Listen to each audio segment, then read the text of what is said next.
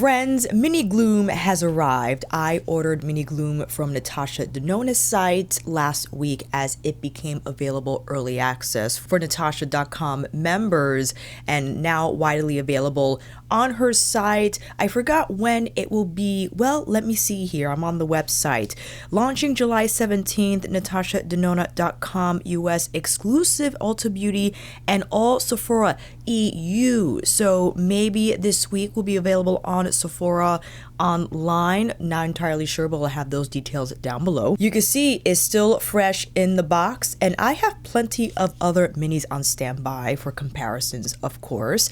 I just wanted to read a little bit from this IG Reel post in regards to the inspiration. It says here, introducing my new Mini Gloom eyeshadow palette, Cool Tone 5 Pan Fall Essential. She had me at Fall Essential. Brings rich mossy hues to life, featuring cool tone olive greens with shimmering pops of taupe and rose. Each shade is crafted in my iconic matte, metallic, and sparkling formulas for chic, neutral to sophisticated sparkling green looks with the pop of color. Inspired by autumn's earthy tones, this edgy yet ethereal travel-friendly palette delivers seamless blendability, vibrant and ultra-pigmented results, chic and gloomy vibes for all our sophisticated eye look dreams. For every skill level. Well, isn't that just charming? And again, I'm a sucker for autumn anything. Autumn is my favorite season. And to have a mini palette inspired by my autumn season, well, it was a must for me. Mini Gloom retails for $27. It has a suggested shelf life of 24 months, and it is made in Italy. And again, here are the close-ups of the textures, and they are labeled accordingly behind here on the palette. First, we have Cinder, a matte, dark, dusty olive taupe. Ooh, that's pretty. It is definitely olivey taupey. We love. Next, we have Zephyr, metallic, light taupe champagne. Moss, matte, medium, muted olive. Verdant, sparkling, metallic, dusty, petroleum green. Oh, that's beautiful. It appears muted. It has a little bit of that teal sensibility. A tiny bit, not completely, but my goodness. That will look beautiful all over the lid. And lastly, Glint, metallic, light, medium, dusty rose. So here are all the swatches for Mini Gloom. It definitely takes on a more cool tone sensibility, and I think fitting for fall. And you know what I'm gonna say, I will love to see an expanded color story in Natasha's MIDI format with 15 shadows, although I have expressed how I'm reaching less for the larger palettes. But when it comes to a color story like this, I can't help but wonder what Natasha's interpretation would be, how she would expand. Would she lean more olive or more taupe, right? Those are the questions that are circulating. And I'm sure you're wondering about the other olive taupe moments in her mini eyeshadow palette collection. We'll definitely cover those after the demo. So that means it's time for you to come in a little closer. To prep, I'm going in with Suku's eye primer, which is a creamy translucent base. It has nice adherence. It doesn't dry down completely, so it has a little bit of cushioning, if you will. And if you're wondering what I have on, I threw on Natasha Denona's High Sculpt Liquid Bronzer in Bonfire and Toasty. Bonfire first layer, Toasty second layer, applied a little higher, and of course followed up with Victoria Beckham Beauty's Chicky Posh Blush Stick in Playground, then threw on the Prada Beauty highlighter. And I didn't apply foundation here. I try to rely on the liquid bronzer to serve as a foundation, if you will, just to address the unevenness and hyperpigmentation that sits here on my jaw. And it works out quite nicely, I have to say. Let's check out how Cinder looks. That is the olive taupe. And I would like to throw that on the crease, but also maybe a little bit on the outer corner to see how it performs on the entire lid-ish. And this is a T-Squirrel brush, the Chikuhodo Bobo collaboration from the Nebula collection. It's on the stiffer side, so it's not going to lay down as lightweight as maybe a fluffier brush construction. It will move the powder quite well. And if it's your first time seeing Natasha Denona matte powder matte specifically in action. I think she has arrived at a point where they're not super dry. There is a little bit of creaminess to the consistency, especially when you swatch it for the first time, as opposed to her older formula that's found in her 28 pan palette format. Those are a little thinner and a little drier. They still have nice movement, but I think her matte formula evolved to be a little more dense, and you could see that color payoff. On my skin tone, you could definitely detect, I think, overall taupe, but I guess I could see a little bit of that olive influence as well. Picking up a smaller pencil brush, also from the Nebula collection, to carry that color a quarter in. Now I just want to clean up with a fluffier brush the edges of Cinder, and this is just to diffuse that blend, that application, so it appears a lot softer. I can follow up with Moss. That's the matte medium muted olive for a gradient here, but I'm afraid that that will touch my brow arch a little too closely, so I'm gonna leave it as that. But now, what shall we follow up with? I think it'll be interesting to pair this olive taupe with the rosy champagne shade, specifically Glint, the light medium dusty rose. Definitely picking up a shader brush so we can envelop the entire lid. Again, also from the Nebula collection. This again is a metallic, so it's going to have nice pickup and also ample shine. Not as much shine as her sparkling foiled formula. That definitely has a distinct twinkle effect, but I do enjoy the contrast this is creating because you have that grungy olive on the outer corner, and now all of a sudden we have that dusty rose. And why not Zephyr on the inner corner? Also a metallic, and I think is going to take on for sure the same finish as Glint. And not only am I applying that on the inner corner, but I'm taking it here a little bit on the lower inner part of my lash line. And I think I want to follow up with Verdant. This is the sparkling metallic. It'll have a lot more of a twinkle effect versus Glint and Zephyr. And I'm placing that on the rest of my lower lash line to create a little bit of smoke, but also to invite another color here. So we now have, well, we don't have the entire palette on yet. I still have to go in with Moss, but maybe I can try just to throw in a little bit of Moss on the edges of that olive taupe. And I'm purposely picking up a softer brush. This is my Koyudo Yoshiki Red Squirrel brush. That's not as dense as the Chikuhodo Nebula one. So it's not going to over manipulate the blend and just softly diffuse the edges. Second eye, here we come. Now going with Moss, but on the entire lid. I just want to see how that performs if I wanted to commit just to the Moss shade and leave out any of the metallics in here. I could invite a little bit of Cinder on the outer corner for some smoke, or even stamp it along the lash line if I choose to. But I do enjoy that just inevitable smoky effect applying Moss has to the entire lid. It's not super olive in your face. In fact, it reminds me of Lisa's Sahara from Desert Gleam. Should I pull that out? And funny, I actually filmed a video comparing Desert Gleam, YSL's new to the US because we've been waiting for it, Unexplored Garden, and Victoria Beckham Beauty's Eye Wardrobe in the olive quad. But this color specifically reminds me of Desert Gleam Sahara, so we might have to pull that out for comparison.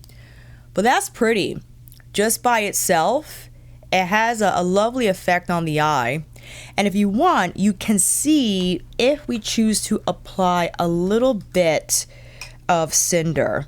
And I'm picking up a small shader brush that is to be unnamed in the testing phase, but enough to bring a little definition to the lash line, which is something I like to do that provides a thickening effect if you wanted to follow up with fake lashes, especially with a thin invisible band or even mascara. Placing some shadow here on the lash line, I think just enhances the lash effect for them to appear more lush. But what shall we do for the inner corner? I think, well, it'll be interesting to go in with the glint, the Dusty Rose, because we already saw, well, you know what I'm thinking actually. I think it'll be interesting to apply Verdant. I know this is not a highlight shade and could be dark, but I think it interesting since there is such an apparent difference between this olive and then when paired with Verdant. Together, Moss brings out Verdant's teal influence, in my opinion, especially when paired together. But what we can do is throw on a little bit of Zephyr on top of Verdant so we can lighten it up a little bit, and I think that will have a positive effect on the dimension and the highlight effect overall for the inner corner. All right, let's throw on some lashes and I'll be right back. Here are the looks from round number 1, and I changed my lipstick combination because I thought it was a little too warm for what we were having on the eyes,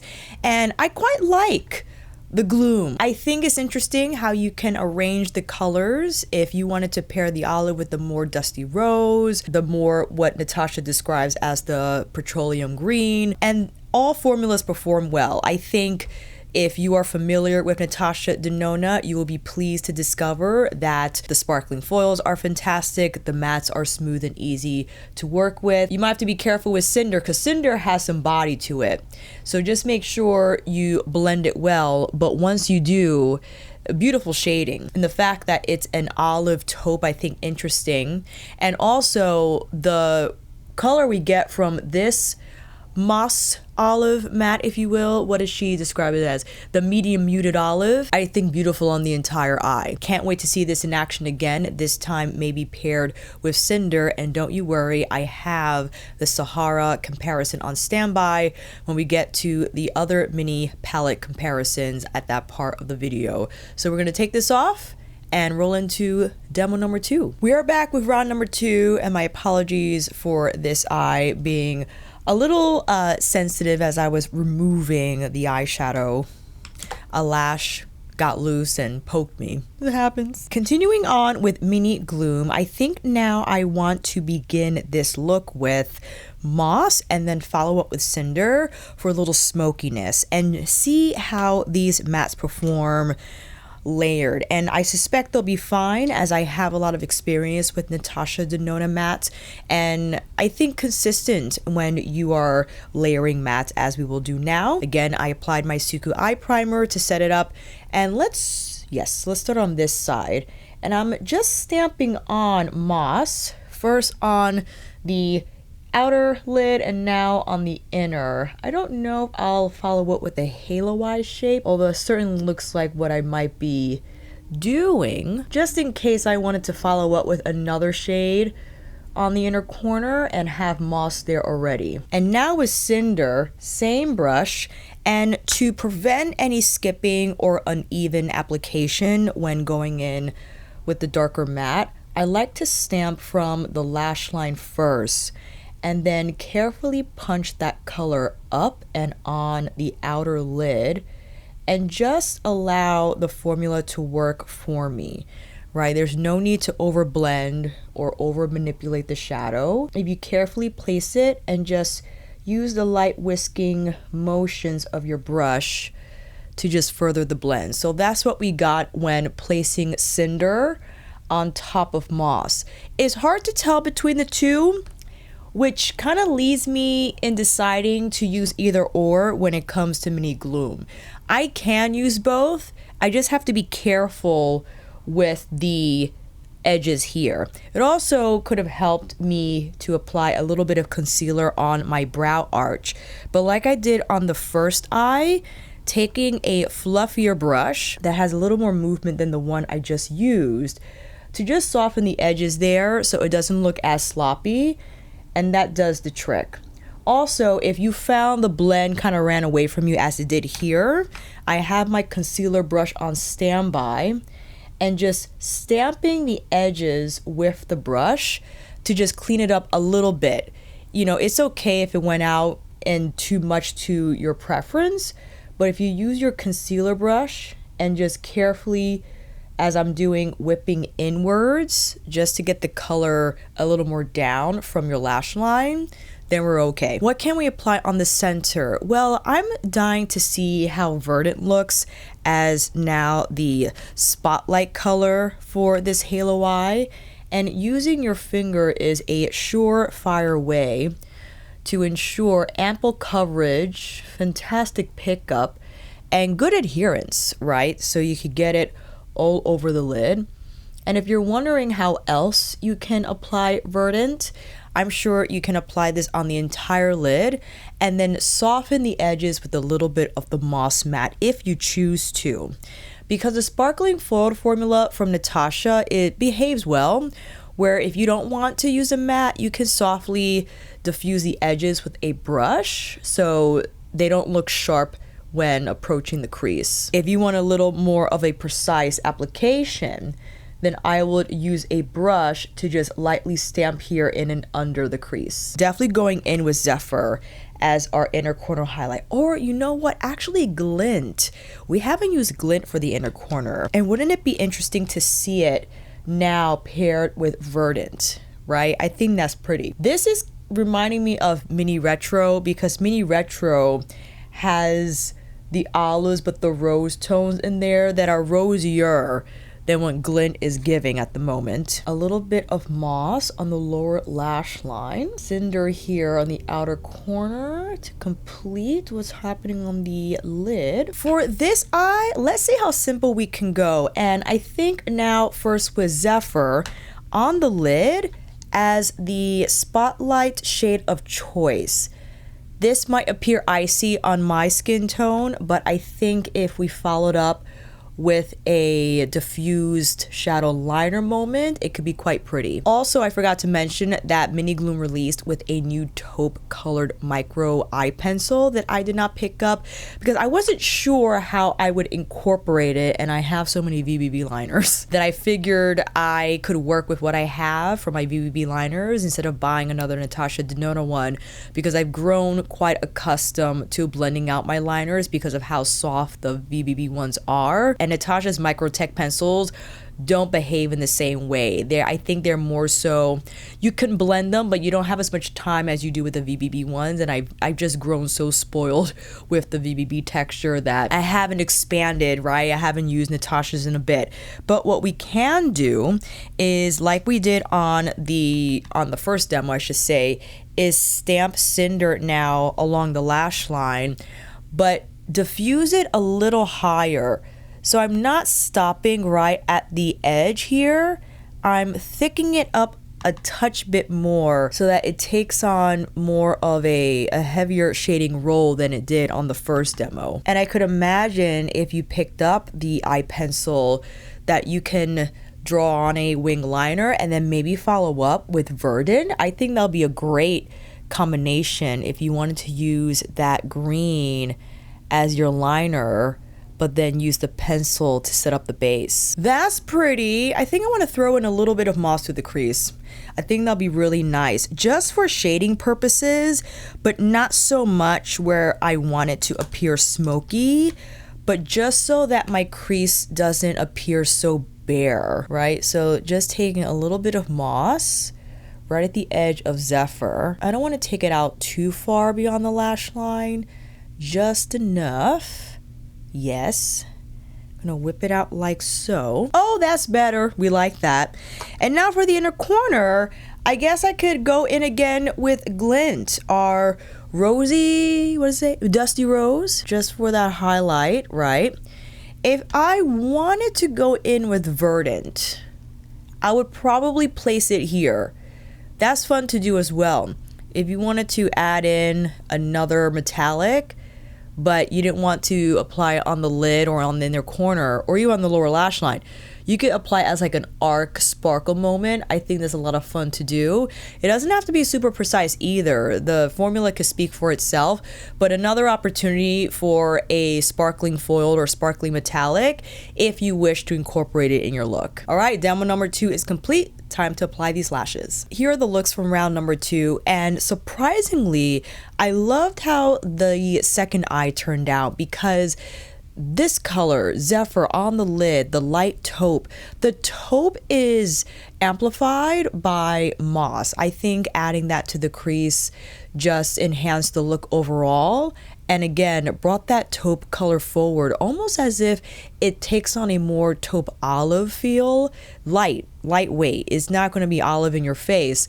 And also cinder on the lash line in that diffused wing manner. One of my favorite ways to do eyes, like a lighter metallic lid, but paired with some smoke on the lash line. Again, one of my favorite approaches, especially with Natasha Denona shadows. The first eye, a little more glam, a little more smoky, of course. Love Verdant on the center of the lid, and having glint with that dusty rose color feel on the inner corner, I think pairs well with it also. Now let's get into these comparisons, and I actually wanted to kick off the segment with comparing Moss from Mini Gloom to Sahara from Lisa's Desert Gleam. So let's set this up first by having Moss here on the arm, and now going in with Sahara. Now the Sahara texture is quite different from Natasha's creamy matte, although Natasha does formulate what she calls a cream to powder formula that mimics how the velvets from Lisa performs on the eyes. The thing with Sahara is that you will have to use a much stiffer brush to get the same color payoff as Moss, but you can see that Sahara is a lot more khaki leaning, almost has like not yellow, but it has a far more softer look on the color as opposed to you applying Moss on the entire eye like we did for our first demo. The Natasha Minis, the limited release for Mini Gold, specifically Bia, which is this olive here. And I think, just judging from how it looks, it's going to have more of like a true medium olive tone to the color, which, yes, I predicted correctly. You see how more muted Moss appears compared to Bia from Mini Gold. Now from Mini Retro, we have 60s, which I think, based off how it looks in pan, still muted, but I think leaning a little more gray tone compared to Moss and also Bia from Mini Gold. If now we follow up with Cinder, which is the dusty olive taupe, I'll grab from here in Mini Gloom. We have a couple in the lineup, but let's first set up the swatch here. Mini Glam, which I think is going to be not warm. It might appear so next to Cinder, probably more neutral. This is Seed, and again, it's the creamy matte formula, still powder, but compared to Cinder, again, has more of like that cocoa backdrop to the color. Mini Metropolis, we have Bowl. I think, yes, this brown here, which might appear, I think, lighter out of the two. And we'll swatch it next to what we did from, yes, Mini Glam. So this is actually more of like a black brown shade, but interesting. Definitely you could see more of that olive influence from Cinder in Mini Gloom. And in Mini Gold, you have the taupe shade, which doesn't really exist in Mini Gloom. I can quickly swatch Acacia from Desert Gleam, and this is the Seamless Matte, which I would argue is a little creamier than Natasha's Creamy Matte, but you can see there's more of like an espresso influence to the color, where Cinder, you could definitely detect more of that olive undertone. And for the roses, because in Mini Gloom we have Glint, this dusty rose, and let me just wipe the fingertips because I have a lot of the brown shadow on here. And actually, let me start on this arm so we can have a clearer picture of what's happening. So first we have Glint from Mini Gloom. From Mini Retro, we have Pixie. Which side is Pixie? That's the last one here. Yes, Pixie and Galaxia. Galaxia, I think, I thought that was in the original Star. I could be mistaken, but here's Galaxia. Pixie from Mini Retro, a lot more like actual baby pink. From Mini Zendo. Mini Zendo is interesting because we have these two colors here that kind of remind me of what's happening in Mini Gloom, but not really. I guess this is more Mini Gloom appropriate, but the shade right over Daz, I think that's what it's called.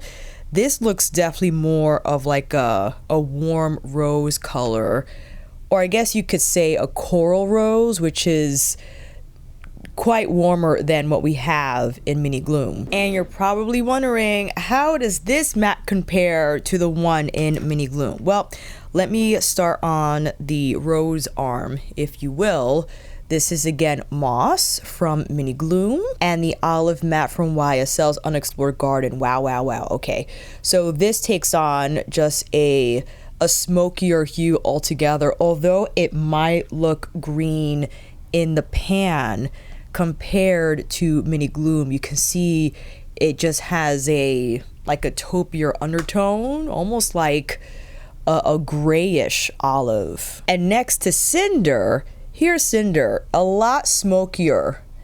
Cinder's a lot smokier than that olive, that muted olive from YSL's Unexplored Garden. So those are the similarities between the mini palette, and if I were to quickly assess what my favorites would be at this point, Mini Gloom easily can be a favorite. I think its ease of use, the fact that it's cooler tone, but it has these pops, right? The verdant.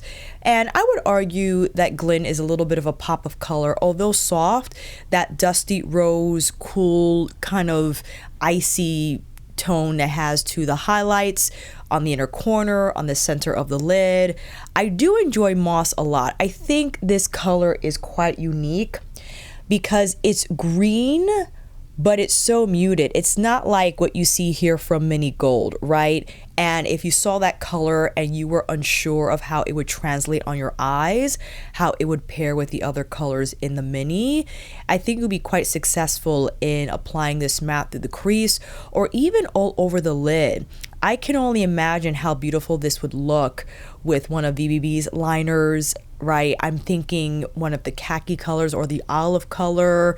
I think Lisa Eldridge has like a forest green, right? So I would love to try all those combinations.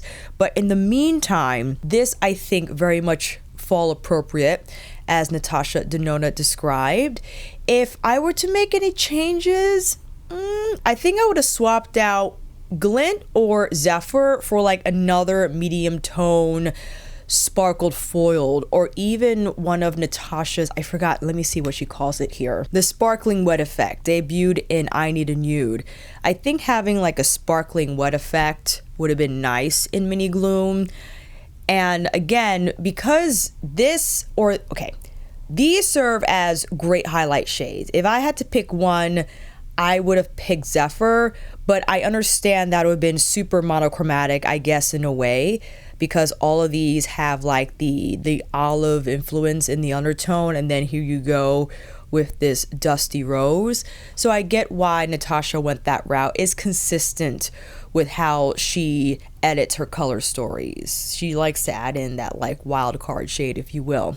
Overall, though, I think this is fairly simple to use, and as the description said, I think fantastic for beginners and a fair formula to practice with.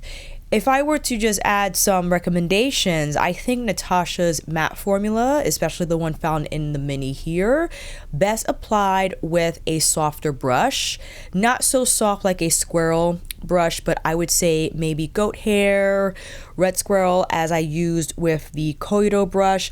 I think this is a more successful tool to use with this matte formula, because a stiffer brush I think picks up a little too much shadow at once, and it could be tougher to maneuver when trying to get a nice soft diffuse blend on the outer corner. But if you have a moderately dense brush but with really nice movement and softness, that's I think a great balance to have with these matte textures, and will allow you to build the color accordingly and not the shadow appear muddy on the eyes. This For sure, now seeing Mini Gloom, I am dying to also see Viseart's interpretation of not just Mini Gloom, but the muted greens, olive khaki colors, like their take on a grungier color story, which usually contains these types of shades, right? Like the mossy greens and such. To have that color story, listen,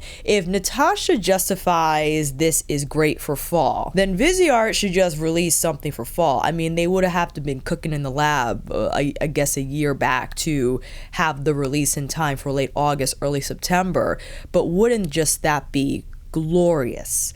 Oh, I'm dying for it. Hopefully Viseart will follow through, will come through with a grungy color story. I would love to see their take on it. And as far as Mini Gloom, I think it's a solid palette. If you love these colors, if you love Natasha Denona's formula, I think you'll be quite happy with the looks you create using these shades, and the fact that it will be a fairly easy time to achieve them, because again, you can't go wrong with Natasha's metallic formula, her sparkle forward, and her creamy matte powder formula. Some people have had issues with Natasha Denona shadows lasting long on the lids. Some people have not. I think you have to consider how oily your lids become, what primer you use, and maybe consider incorporating just a more aggressive primer to ensure that these shadows last more than 6 hours.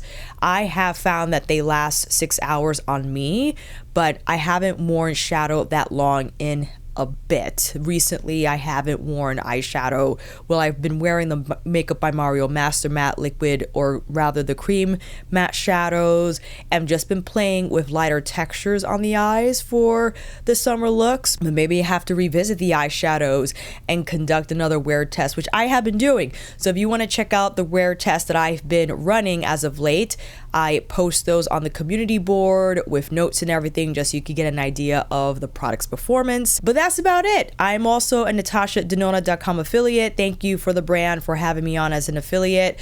I appreciate your consideration in advance. If you would like to purchase the palette, make sure to leave my link down below in the description box. And if you made it this far, make sure you like this video by clicking that thumbs up. It helps me immensely, because not only will it recommend more Natasha Denona videos to you, but will also recommend them to other enthusiasts such as yourself. And make sure you consider subscribing, because more eyeshadow palette reviews are on the way. And if it's your first time here and checking out the channel, please stay, browse some more. Maybe I'll see you in this video. I'll definitely see you down below in the comments for this video, and on here again next time.